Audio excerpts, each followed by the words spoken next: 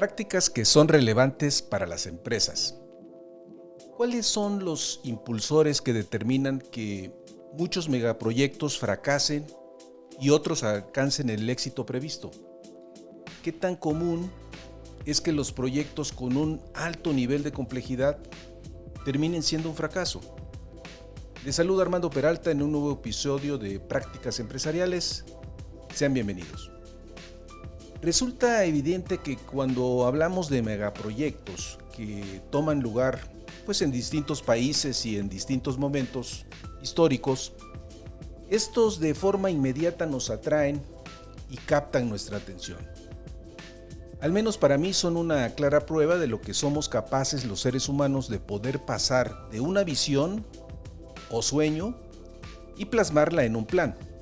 Se ha escrito mucho acerca de ellos y para no ir más lejos, cualquier búsqueda en la red o en YouTube nos arroja una gran cantidad de videos donde podemos pasarnos horas revisando mucho de estos megaproyectos.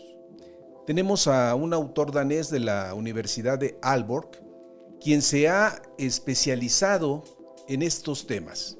Tenemos a un autor danés de la Universidad de Aalborg, quien se ha especializado en el tema desde hace varios años.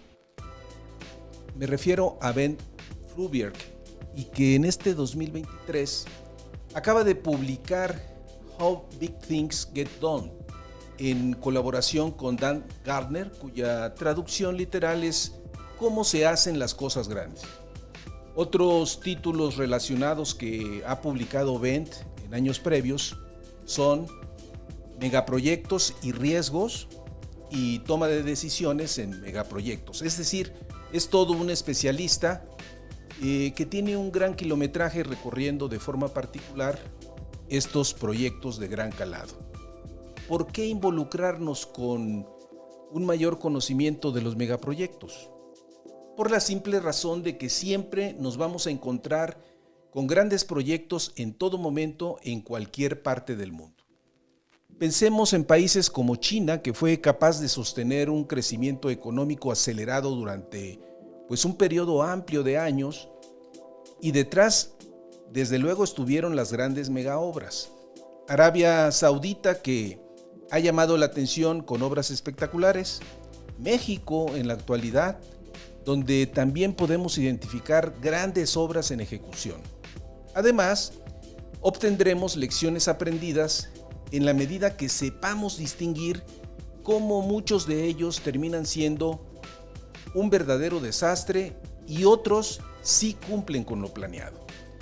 Los invito a que en este episodio hagamos un recorrido juntos para distinguir cuáles son los impulsores que determinan que muchos megaproyectos fracasen y otros alcancen el éxito previsto.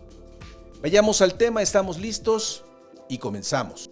Prácticas Empresariales Podcast. Un espacio dedicado a ti. En cada episodio abordaremos temas de negocios, tecnología y emprendimiento que de forma permanente son motivo de análisis, reflexión y discusión. Conectamos con todos aquellos que hoy desarrollan e implementan mejores prácticas empresariales para compartirlas contigo. No olvides que para compartir el conocimiento se requiere de la interacción y de procesos informales de aprendizaje, tales como la conversación, historias y la integración a comunidades. Analizamos cada uno de los temas a la luz de la experiencia y el conocimiento de nuestro conductor e invitados especiales. Esto es Prácticas Empresariales Podcast con Armando Peralta. ¡Comenzamos! Haremos un primer acercamiento a la obra de Bent Flyvbjerg y de Dan Gardner, siendo claro que no pretendemos agotar la obra en su conjunto, únicamente abordaremos la parte introductoria que los autores denominan California Dreaming, que nos recuerda el gran éxito del grupo de Mamas and the Papas, allá por 1965 aproximadamente. Nos interesa en este episodio destacar el tratamiento que dan los autores a los megaproyectos y los dos patrones que proponen para agrupar tanto a los proyectos que terminan siendo un desastre y no cumplen con los objetivos planeados, y aquellos proyectos que sí concluyen de forma exitosa. Lo rico de este libro es el gran cúmulo de proyectos que los autores nos van mostrando a lo largo del texto y que encajan en los dos patrones que ellos definen. En futuros episodios continuaremos charlando más acerca de esta obra. Antes de entrar de lleno al tema, preguntarnos, ¿qué distingue y cuál es la esencia de los megaproyectos y qué los hace diferentes? Si algo los caracteriza, es la complejidad y su escala. Sus costos están por arriba de los $1,000 millones. Su duración en términos de desarrollo y construcción puede implicar varios años. Por el lado del financiamiento, nos encontramos fuentes de recursos gubernamentales o bien el despliegue de una asociación pública-privada que implica un diseño y articulación por parte de especialistas y el involucramiento de stakeholders dispuestos a pensar en un esquema de inversión de largo plazo.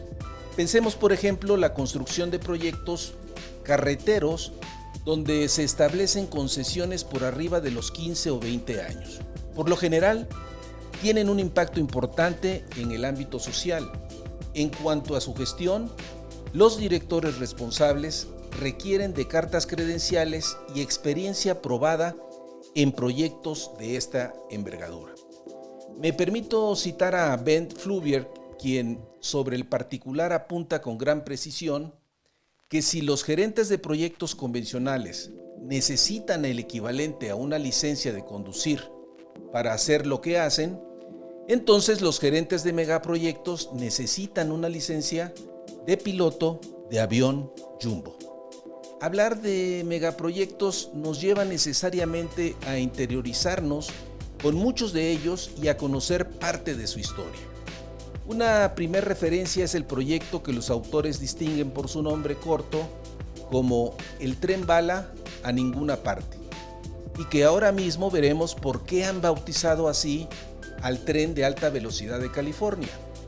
Se aprobó en el 2018 con el propósito de conectar a dos grandes metrópolis, Los Ángeles y San Francisco, junto con Silicon Valley, con un presupuesto inicial de $33,000 millones.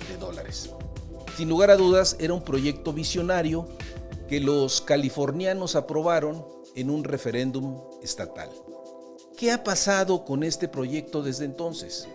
Curiosamente, después de 14 años, lo que prevalece es la incertidumbre en cuanto a cuál será su resultado final. Veamos los saltos incrementales que se han ido registrando en la parte del presupuesto inicial. Resultado de que el proyecto se fue retrasando. Pasó de $33,000 millones a $43,000 millones, $68,000 millones, $77,000 millones, $83,000 millones y a la fecha la cifra ya se ubica en más de $100,000 millones. Se ignora cuál será la cifra final. El alcance también ha registrado múltiples cambios. Por ejemplo, en el 2019, el gobernador de California señalaba que se completaría solamente una parte de la ruta entre Merced y Bakersfield, con un costo de $23,000 millones y que una vez completado este tramo, correspondería a un futuro gobernador determinar si el proyecto debería de continuar en la ruta establecida originalmente para así entonces conectar a Los Ángeles y San Francisco. Esta es la razón justamente de que el proyecto se le denomine como el Tren Bala a ninguna parte. ¿Qué podemos desprender de proyectos que no cumplen con lo programado inicialmente? Por una parte, queda claro que no es suficiente tener una visión ambiciosa y por otra, que no todo se resuelve a base de inyectarle más recursos al presupuesto. Esta es una pequeña muestra de lo que aquí hemos comentado. Veamos otras historias que, por el contrario, sí se han visto coronadas por el éxito.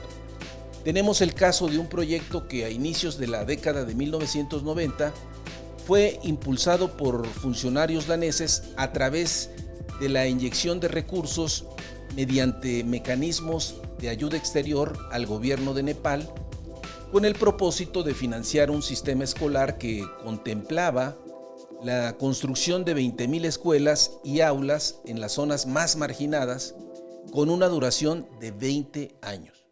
El proyecto concluyó 8 años antes de lo planeado y dentro del presupuesto, posibilitando que los niveles educativos se incrementaran y salvando muchas vidas de niños que ya en el terremoto de 2015, las escuelas, dada su construcción, se pudieron mantener en pie. Aquí tenemos un proyecto que sí logró convertir la visión en un plan, alcanzando los objetivos establecidos. Al contrastar el proyecto fallido del tren de alta velocidad de California con el proyecto del sistema escolar en Nepal, que ha sido todo un caso exitoso, observamos, según datos registrados, que los megaproyectos que cumplen con lo programado son más bien raros. Lo normal es que estos grandes proyectos terminen siendo un verdadero desastre. Lo importante es distinguir cuáles son los impulsores universales del fracaso y del éxito de estos proyectos. Dos impulsores aparecen en escena. Un primer impulsor del fracaso y éxito de los megaproyectos es la psicología.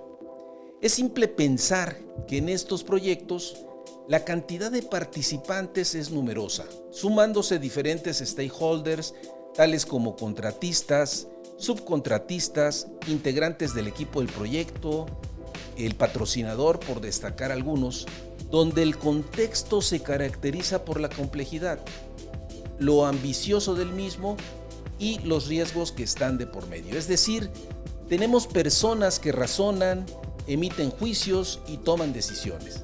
La psicología está en juego disfrazada de optimismo.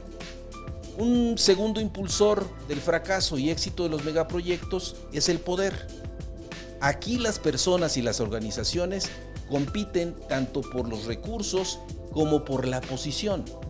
Teniendo este nivel de competencia, desde luego que está presente el poder tanto de los que patrocinan la iniciativa como aquellos stakeholders que inclusive estén en contra.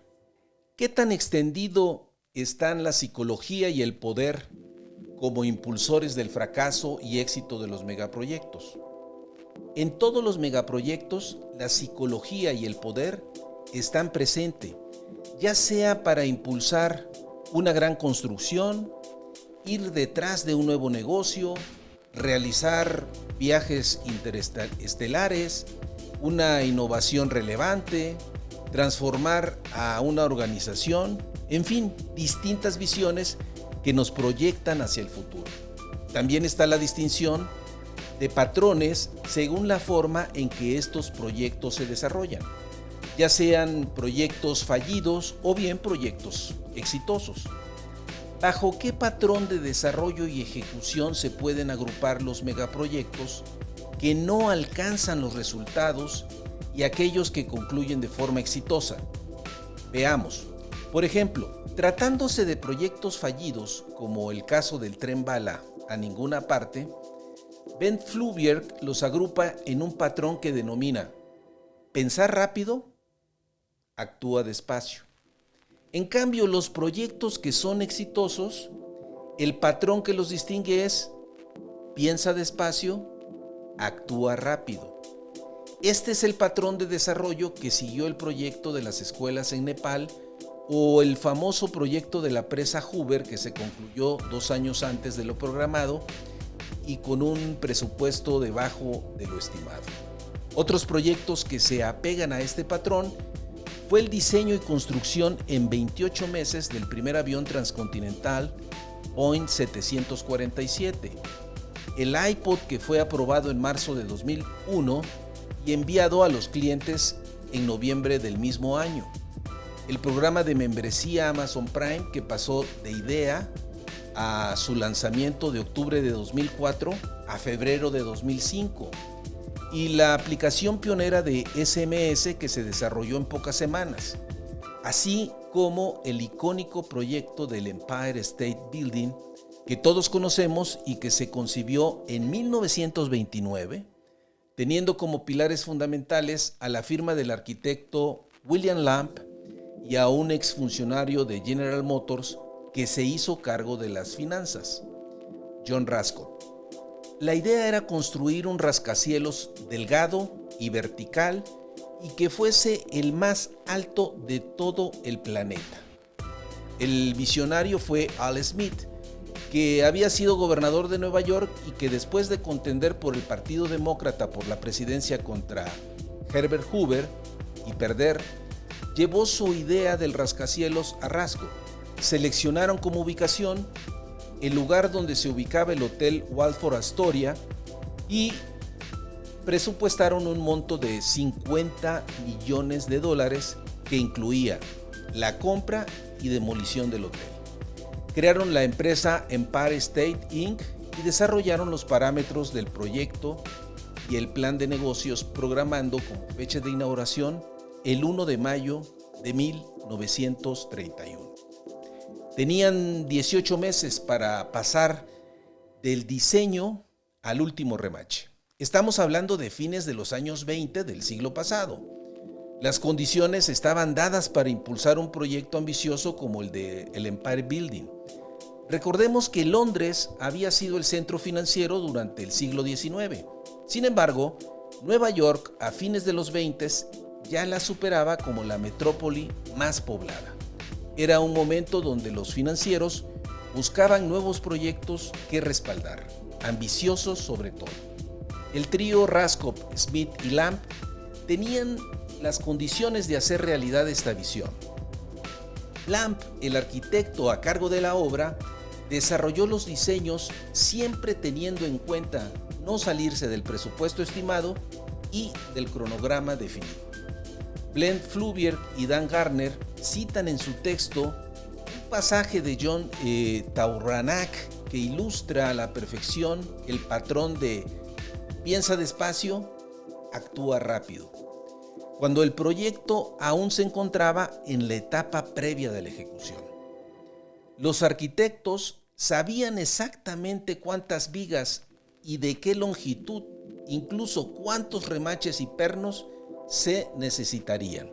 Sabían cuántas ventanas tendría el Empire State, cuántos bloques de piedra caliza y de qué formas y tamaño, cuántas toneladas de aluminio y acero inoxidable, toneladas de cemento, toneladas de mortero. Incluso antes de que comenzara, el Empire State estaba terminado por completo en papel, es decir, se había trabajado fuertemente en toda la etapa previa de planeación, cuidando todos los detalles para poder entrar de manera efectiva a la construcción.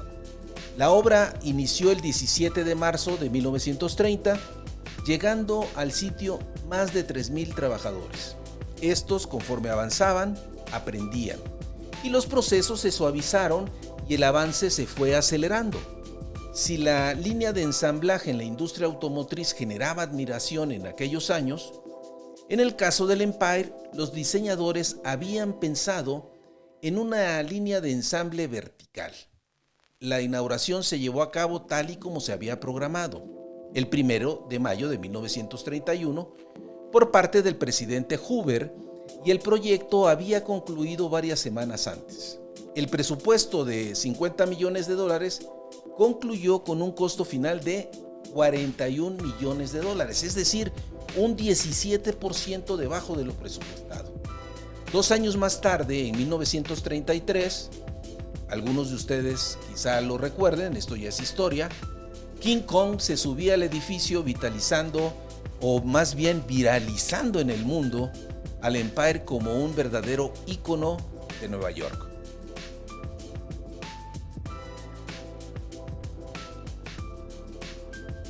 Todos estos proyectos que hemos mencionado nos dejan una gran cantidad de enseñanzas y puntos de reflexión. Para fortuna nuestra, muchos de ellos están documentados a través de casos de estudio o bien libros específicos que nos dan referencia de los retos que en su momento tuvieron que hacer frente. Continuaremos en futuros episodios abordando esta temática. Para cerrar, y hablando de trenes, no olvidemos que en el caso nuestro tenemos un tren cuya obra aún a la fecha se encuentra inconclusa. Me refiero al tren México-Toluca, que ha registrado múltiples retrasos y donde el costo original de 38.608 millones de pesos, estimado en 2013, ya alcanza la cifra de 105.000 millones de pesos, según el dato más reciente que proporcionó la Secretaría de Hacienda. Este proyecto más el proyecto del Tren Maya, que actualmente está en ejecución, se estima por parte de las autoridades que se pondrán en marcha a fines del 2023. Ya habrá oportunidad de visualizar o de checar qué sucederá y ya abordaremos en siguientes episodios los dos patrones bajo los cuales se pueden clasificar estos proyectos a fin de ganar en un mayor conocimiento de ellos. Aunque a la distancia en años pareciera ser mucha cuando nos referimos, por ejemplo, al proyecto de construcción del Empire State Building en Nueva York, muchas de las lecciones que han quedado de ese proyecto, hoy podríamos retomarlas y considerarlas pues para proyectos que actualmente tenemos en curso. Lo mismo sucede con proyectos que han avanzado de forma rápida, sin mayores contratiempos, hasta alcanzar lo planeado. Tal es el caso del proyecto que permite dar a luz en su momento al iPod.